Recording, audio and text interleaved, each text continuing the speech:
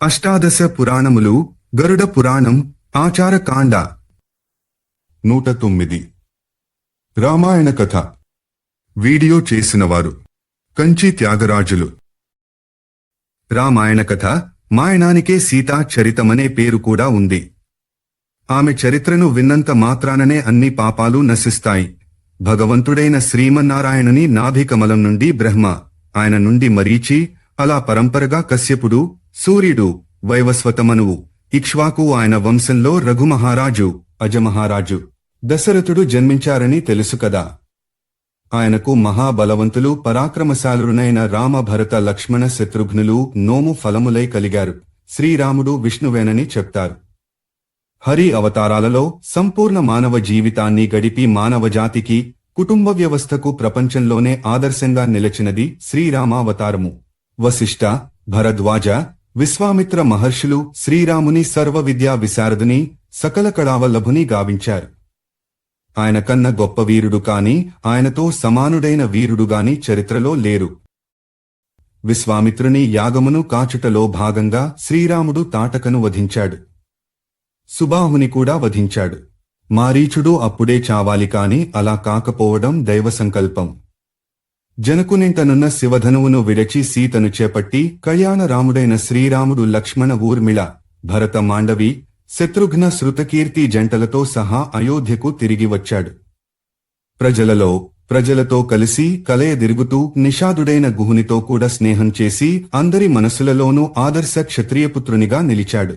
భరతుడు శత్రుఘ్నునితో కలిసి తన మేనమామల రాజ్యానికి వెళ్లాడు.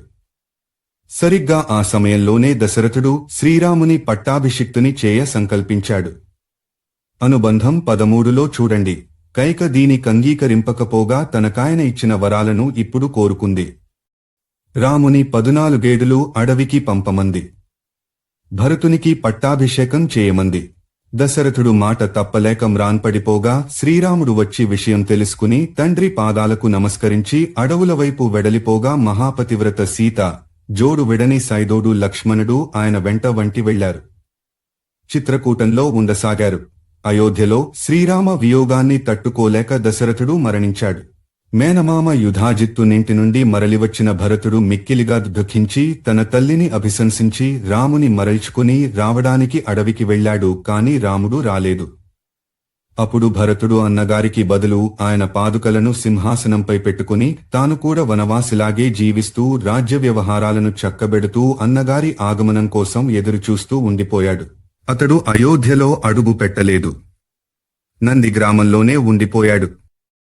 శ్రీరాముడు చిత్రకూటాన్ని వదిలి మున్యాశ్రమాలను దర్శించుకుంటూ అత్రి, సుతీక్ష, అగస్త్య మహర్షులకు నమస్కరించి వారి ఆశీర్వాదాలను గైకుని దండకారణ్యంలో పర్ణశాలను నిర్మించుకుని నివసించసాగాడు.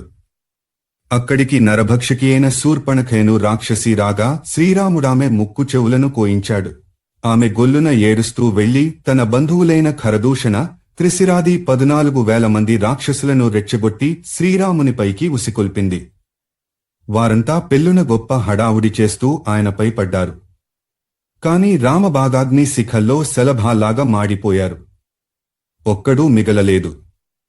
దాంతో శూర్పణఖ తన యన్నయు లంకేశ్వరుడు నైన రావణాసురునికి తన బడ్డ పన్నములను, ఖరదూషణాదులను మృతిని విలపిస్తూ వివరిస్తూనే సీత యొక్క అతిలోక సౌందర్యాన్ని కూడా వర్ణించి చెప్పింది. అతడొక పథకం ప్రకారం సీతాపహరణాన్ని కొడిగట్టాడు.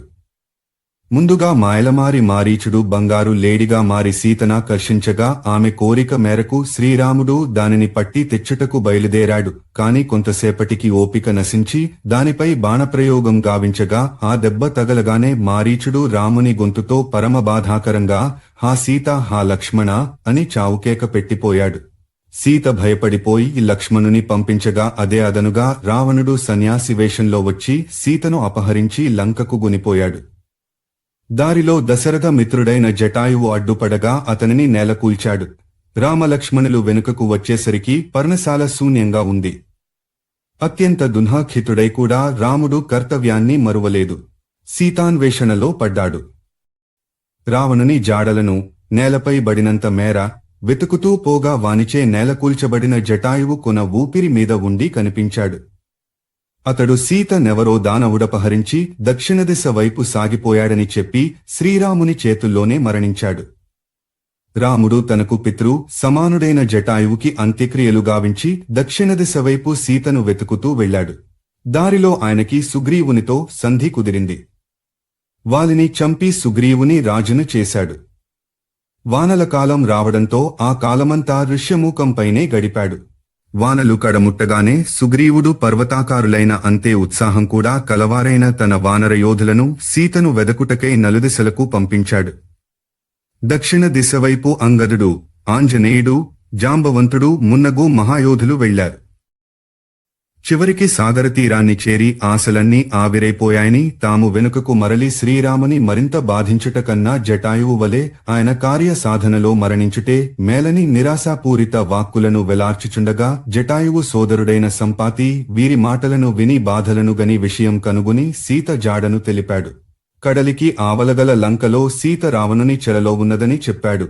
కపి శ్రేష్ఠుడైన వీరాంజనేయుడు వెంటనే లంఘించి శతయోజన విస్తృతి గల సముద్రాన్ని దాటి లంకలో అశోకవనంలో ఉన్న సీతను దర్శించాడు. స్వయంగా రావణుడే వచ్చి ఆమెపై తనకు గల అవ్యాజ ప్రేమను ప్రకటించడం, ముల్లోకాలకే సమ్రాజ్ఞిని చేస్తానని ప్రలోభపెట్టడం, తన కోరికను తీర్చని పక్షంలో చంపేస్తానని భయపెట్టడం చూశాడు. సీత దేనికి లొంగక స్థిరంగా తాను రాముని తప్ప మరొక పురుషుని వరించనని చెప్పడం, అంతటి లంకేశ్వరుని గడ్డిపోచకన్న హీనంగా చూసి మాట్లాడడం కూడా చూశాడు. ఈ విశ్వంలోనే సీతను మించిన పరమపతివ్రత లేదని గ్రహించాడు. నోటికి వచ్చిన దెల్లపలికి రావణుడు పోయిన వెనుక అశోకవనంలో శోక సంతప్తయే నిలచిన సీతను ఆంజనేయుడు మెల్లగా సమీపించి శ్రీరామస్తుతిని గానం చేసి కాస్త కుదుటపడగానే శ్రీరాముని వ్రేలి ఉంగరాన్ని ఆమెకిచ్చి తాను రామదూతనని విన్నవించుకున్నాడు. ఆమెకు ధైర్యం చెప్పి ఆమె ప్రసాదించిన చూడామణిని గైకుని బయలుదేరాడు. సీత నిలచిన ప్రాంతాన్ని మాత్రం క్షేమంగా ఉంచి మిగతా అశోకవనాన్నంతటినీ ధ్వంసం చేయసాగాడు. రావణుని సైనికులు తనను పట్టబోతే రావణపుత్రుడు అక్షకుమారునితో సహా కొన్ని వేల మందిని సంహరించిన ఆంజనేయుడు ఇంద్రజిత్ బిరుదాంకి తుడైన మేఘనాథుని బ్రహ్మాస్త్రానికి మాత్రం కట్టుబడ్డాడు.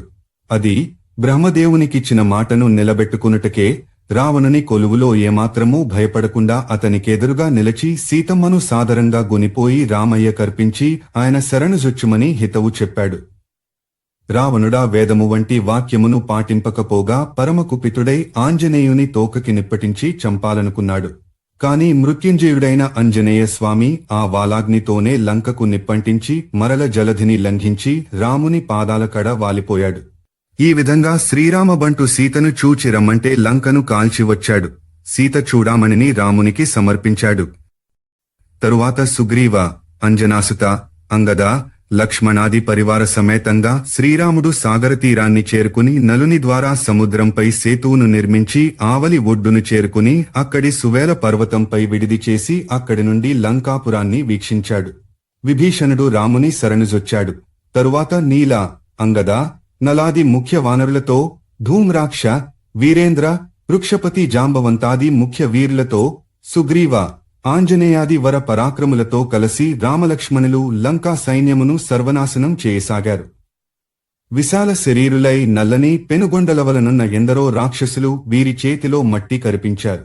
దేవతలనే గడగడ వణకించిన బలవీర పరాక్రమ సాహస సంపన్నులైన విద్యుజ్జిహ్వ, ధూమ్రాక్ష, దేవాంతక, నరాంతక, మహోదర, మహాపార్శ్వ, మహాబల, అతికాయ, కుంభ, నికుంభ, మత్త, మకరాక్ష, అకంపన, ప్రహస్త, ఉన్మత్త, కుంభకర్ణ, మేఘనాదులతో కూడిన మొత్తం రావణ పరివారాన్ని కారణజన్ములైన రామలక్ష్మణులు తమ దివ్య శస్త్రాస్త్ర విద్యా నైపుణి మేరగా యమపురికి పంపించారు. చివరగా శ్రీరాముడు ద్వంద్వయుద్ధంలో లోకకంటకుడైన రావణుని సంహరించాడు. తరువాత సీత పాతివ్రత్యాన్ని అగ్నిదేవుని సాక్షిగా లోకానికి నిరూపించి పుష్పక విమానంపై అయోధ్యకు మరలివచ్చి పట్టాభిరాముడయ్యాడు. ప్రజలను కన్నబిడ్డలను వలె చూసుకున్నాడు.